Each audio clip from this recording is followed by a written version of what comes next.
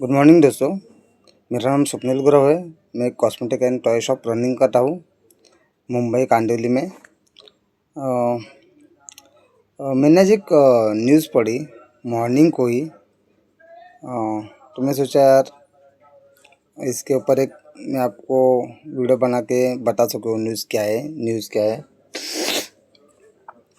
तो न्यूज़ ऐसी थी कि अ, एक आदमी है, वो नौकरी करता था। उसको पैकेज था 40 लाख रुपीज़ पर एनम। साल के 40 लाख रुपए का पैकेज था। आज ही मैंने न्यूज़ सुनी है। तो 40 लाख का पैकेज था, तो उसने कुछ 1 करोड़ 40 लाख का फ्लैट खरीदा और उसकी ईएमआई आई 95,000 पर मंथ। तो अभी सीन ये हुआ कि उसकी जॉब चली गई। तो उसकी जॉब चली जाने के बाद अभी उसका 95,000 ईएमआई है। तो अभी वो जॉब तो सर्च कर रहा था, बट उसको कोई जॉब मिली नहीं 6 महीने से। तो उसकी जितनी सेविंग थी वो तो ईएमआई में चली गई। तो अभी वो बंदा रैपिडो चलाता है। बट मेरा कहना ये है कि रैपिडो चला के भी क्या वो 95,000 पे कर सकता है उसकी ईएमआई? तो मेरा यही कहना है तो मेरा यही कहना है जैसे कि अभी उसकी 40 लाख पैकेज था, तो उसने सोचा कि अभी मैं फ्लैट खरीद लेता हूँ तो मेरे लिए सिक्योर हो जाएगा। बट आज के डेट में सिक्योर कुछ भी नहीं है। आपका पैकेज चाहे 40 लाख हो, 4 लाख हो, सॉरी 4 करोड़ हो, कितना भी हो, आपकी जॉब परमानेंट नहीं है आज के डेट में, ये मान के चलिए। बिकॉज़ अगर कंपनी को लॉस होता है तो पहले तो जिनका पैकेज बड़े रहते हैं उन्हीं को नौकरी से रिमूव करते हैं। और अभी तो एआई का जनरेशन है दोस्तों। सोचो, एआई का जनरेशन है, तो इसमें तो जो नौकरी करते हैं उनकी तो हालत और भी वर्स्ट लेवल पे जाने वाली है एआई के इसमें। बिकॉज पहले से बहुत सारे कंपनी ने कटौती कर चुके अपने अपने एम्प्लॉयज़ को कट कर चुका है। सो मेरा ये कहना है, अभी उसने उसकी लाइबिलिटी बढ़ाई थी। घर लेना is not a liability, but मेरे ख्याल से वो लाइबिलिटी है। बिकॉज मेरी थिंकिंग ऐसी है कि जो आप कुछ भी लेते हो जहाँ पे आपके जेब से पैसे जा रहे हैं और उसके रिटर्न में कुछ नहीं आ रहा है, वो आएगा 20-25 साल के बाद, जो इसका ईएमआई कंप्लीट होगा तभी। बट अभी आप पैसे दे के तुरंत आपके पास पैसे आ नहीं रहे ना, बल्कि आपके पैसे जा रहे, तो मेरे ख्याल से लाइबिलिटी है। किसी भी चीज़ का आप ईएमआई पकड़ो, वो आपके लिए लाइबिलिटी है। इसलिए ध्यान रखना कि अपने पर कोई लाइबिलिटी ना हो। आज के डेट में जिसका पगार होता है 10-15 हज़ार, वो भी मोबाइल ले लेता है 20 हज़ार का, 25 हज़ार का। अरे भाई, ईएमआई ऑप्शन है ना मेरे पास, तो मैं ईएमआई से ले लेता हूँ या फिर क्रेडिट कार्ड से ले लेता हूँ। नेक्स्ट महीने में चुका दूँगा। बट ऐसा मत कीजिए। आपके पास नहीं है तो रुकिए, वेट कीजिए, मनी जमा कीजिए, उसके बाद ही लीजिए। मेरा तो ऐसा कहना है। हाँ, आपको एकदम ही ज़रूरत है कि भाई मैं अभी एक दिन भी इसके बिना नहीं रह सकता, ये चाहिए मतलब चाहिए मुझे, तो आप आपकी लाइबिलिटी बढ़ा सकते हैं।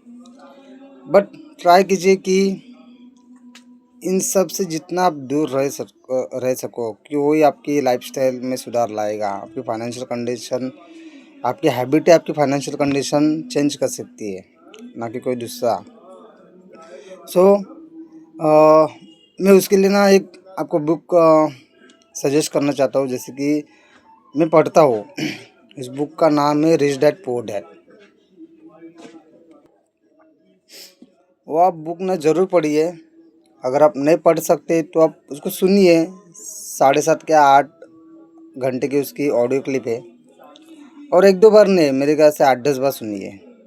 एक दो बार सुनने से आपको 10-12% समझ में आएगा। बट जब आप 8-10 बार सुनोगे तभी आपको रियल आपकी लाइफ कैसी है वो आपको मालूम पड़ेगा उस बुक में।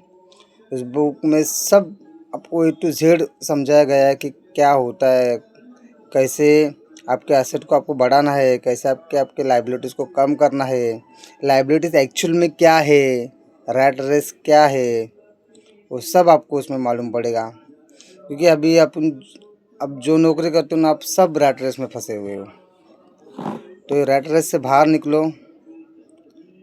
उस बुक के कुछ कुछ ऐसे जो पॉइंट्स है ना, वो मैं आपको आते हुए वीडियो में बताऊंगा कि उस बुक में क्या क्या आप समझ सकते हो। जैसे कि उसके दो डैड थे, एक डैड अमीर थे और एक डैड गरीब थे, इसलिए उसने रिच डैड और पुअर डैड का नाम दिया इस टाइटल को। वो टाइटल को नाम देने का भी उसका एक अलग रीज़न है। और जो उसके मतलब जो उसके रिच डैड है वो उसके फ्रेंड्स के डैड है, ना कि उसके डैड है। और जो उसके पुअर डैड है वो उसके रियल डैड है। और उसी में और एक मज़ा है कि जो उसके पुअर डैड है, जो गरीब डैड है, वो बहुत पढ़े लिखे हैं, वो प्रोफेसर है, बहुत पढ़े लिखे हैं। और उसके जो रिच डैड है वो कम पढ़े लिखे, मतलब मेरे ख्याल से 8वीं 10वीं पढ़े हुए हैं। बट उनके रिच डैड में जो पैसे बनाने की जो टेक्निक है, वो उनके पुअर डैड में जो पढ़े लिखे होके भी उनके पास वो नहीं है। इसलिए उनको उन्होंने पुअर डैड कहा हुआ है। और वो हर समय उनके बिल को लेके फाइनेंशियल उनको प्रॉब्लम आती रहती है उनके पुअर डैड को। बट कि उसके जो रिच डैड है, जो पढ़े लिखे नहीं है, उनके पास तो पैसा आते ही जाता है। बिकॉज उन्होंने पैसे से पैसा बनाने की टेक्निक सीख ली थी। और वो उनको भी सिखा रहे थे, उनके बेटे को भी और ये पुअर डैड के बेटे को भी, दोनों को भी। सो मैं ज़रूर रिकमेंड करूँगा कि ये बुक आप ना ज़रूर पढ़िए। इससे ना आपको आपकी फाइनेंशियल कंडीशन सुधारने में ज़रूर हेल्प मिलेगी। 7-8 घंटा की ऑडियो बुक है, 8-10 बार तो सुनिए, ज़रूर सुनिए। तो आप आपको खुद को समझ में आएगा कि हम रेट रेस में फंसे हुए हैं कि नहीं फंसे हुए हैं। सो मेरा ये कहना है कि अभी नया साल आने वाला है। सो नए साल में कुछ ऐसा तो संकल्प बने कि मैं भाई कौन से भी जो मेरे जेब से पैसे जाके मुझे रिटर्न नहीं आ रहा उस चीज़ में ज़्यादा इन्वेस्ट नहीं करूँ, वो सब चीज़ें नहीं खरीदूँ। यही आप ध्यान में रखिए। मैं तो हमेशा यही सोचता हूँ कि अगर मेरे जेब से पैसा जा रहा है और मुझे उसका कुछ रिटर्न नहीं आ रहा, तो वो मेरे लिए लायबिलिटी है। तो आप आपकी लायबिलिटी कम कीजिए और आपके एसेट बढ़ाइए और बिजनेस कीजिए। बिजनेस आज के डेट में बहुत इम्पोर्टेंट है। बिजनेस करोगे तो आप आपकी फाइनेंशियल कंडीशन डेफिनेटली सुधार सकते हो। एक बिज़नेस ने उसमें ये भी लिखा हुआ है कि आपका एक बिज़नेस नहीं चल रहा है तो दूसरे बिज़नेस में ट्राई कीजिए। वो जो ऑथर है उन्होंने कुछ 6-7 बिज़नेस में ट्राई किया है, तभी वो जाके सक्सेसफुल बने हुए हैं। और उनकी थिंकिंग को मेरा सलाम है, सच्ची में। उनकी जो थिंकिंग है ना, आप उनको मत देखिए, आप उनकी थिंकिंग को देखिए। वो क्या सोच है, उनकी क्या सोच है, वो क्या बताना चाहते हैं, वो सुनिए। So thank you very much. और बिज़नेस कीजिए, खास करके मराठी लोगों ने बिज़नेस में आना ही चाहिए, बिज़नेस करने चाहिए। बिज़नेस में प्रॉफिट लॉस होगा आपको, बट उसे लॉस से डरिए मत। मराठी लोगों की पहली थिंकिंग क्या रहती है, अरे मुझे प्रॉफिट होगा कि नहीं, मुझे प्रॉफिट होगा कि नहीं, मुझे लॉस तो नहीं होगा ना। ये मत सोचिए, सच्ची में मत सोचिए। ज़ीरो से स्टार्ट कीजिए, 5,000 लगा के 10,000 लगा के स्टार्ट कीजिए। इसमें ना पे आपको लॉस का टेंशन रहेगा।